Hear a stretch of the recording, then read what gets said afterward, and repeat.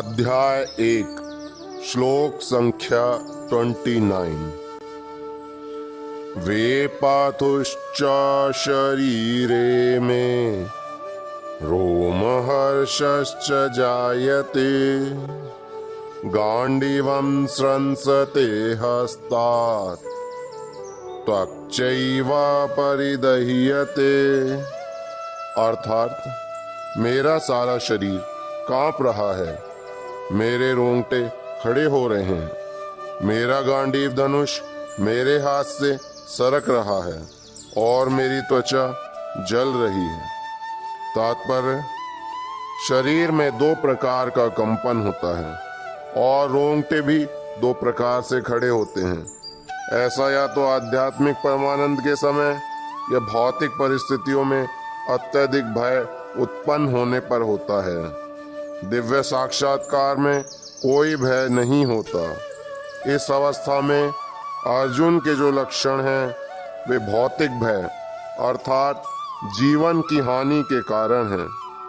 अन्य लक्षणों से भी यह स्पष्ट है, वह इतना अधीर हो गया कि उसका विख्यात धनुष गांडीव उसके हाथों से सरक रहा था और उसकी त्वचा में जलन उत्पन्न हो रही थी।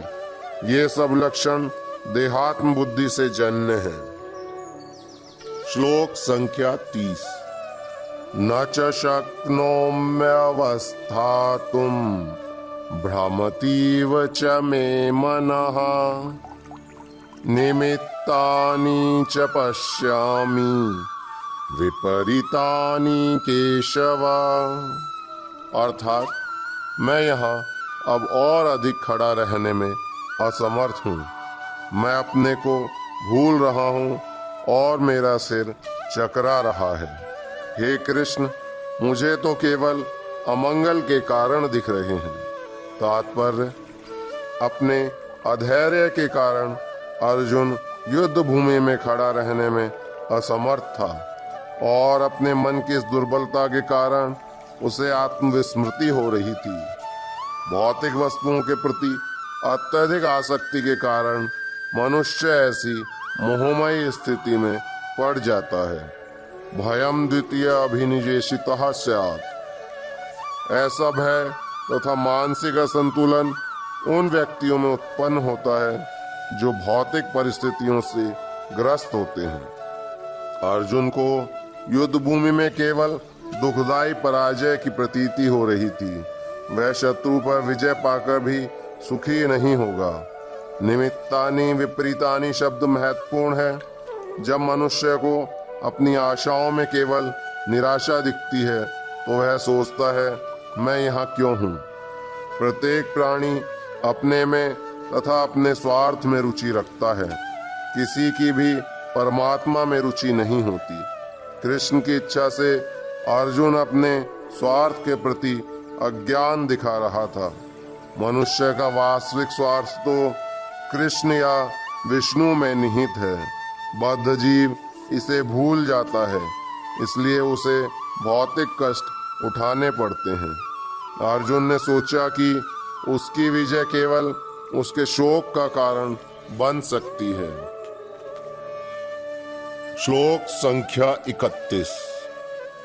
न च श्रेयो अनुपश्यामि हत्वा स्वजनमाहवे न कांक्षे विजयं कृष्ण न च राज्यं सुखानि च। अर्थात, हे कृष्ण, इस युद्ध में अपने ही स्वजनों का वध करने से न तो मुझे कोई अच्छाई दिखती है और न मैं उससे किसी प्रकार की विजय या राज्य सुख की इच्छा रखता हूँ। तात्पर्य, यह जाने बिना कि मनुष्य का स्वार्थ विष्णु या कृष्ण में है, सारे बद्ध जीव शारीरिक संबंधों के प्रति यह सोचकर आकर्षित होते हैं कि वे ऐसी परिस्थितियों में प्रसन्न रहेंगे। ऐसी देहात्म बुद्धि के कारण वे भौतिक सुख के कारणों को भी भूल जाते हैं। अर्जुन तो क्षत्रिय का नैतिक धर्म भी भूल गया था। कहा जाता है कि दो प्रकार के मनुष्य परम शक्तिशाली तथा जाज्वल्यमान सूर्य मंडल में प्रवेश करने के योग्य होते हैं। ये हैं, एक तो क्षत्रिय जो कृष्ण की आज्ञा से युद्ध में मरता है, तथा दूसरा सन्यासी जो आध्यात्मिक अनुशीलन में लगा रहता है। अर्जुन अपने शत्रुओं को भी मारने से विमुख हो रहा है। अपने संबंधियों की बात तो छोड़ दें, वह सोचता है कि स्वजनों को मारने से उसे जीवन में सुख नहीं मिल सकेगा, अतः वह लड़ने के लिए इच्छुक नहीं है। जिस प्रकार की भूख न लगने पर कोई भोजन बनाने को तैयार नहीं होता, उसने तो वन जाने का निश्चय कर लिया है, जहाँ वह एकांत में निराशापूर्ण जीवन काट सके। किंतु क्षत्रिय होने के नाते उसे अपने जीवन निर्वाह के लिए राज्य चाहिए, क्योंकि क्षत्रिय कोई अन्य कार्य नहीं कर सकता। किंतु अर्जुन के पास राज्य कहाँ है? उसके लिए तो राज्य प्राप्त करने का एकमात्र अवसर है कि अपने बंधु बांधवों से लड़कर अपने पिता के राज्य का उत्तराधिकार प्राप्त करे, जिसे वह करना नहीं चाह रहा है। इसलिए वह अपने को जंगल में एकांतवास करके निराशा का एकांत जीवन बिताने के योग्य समझता है। हरे कृष्ण।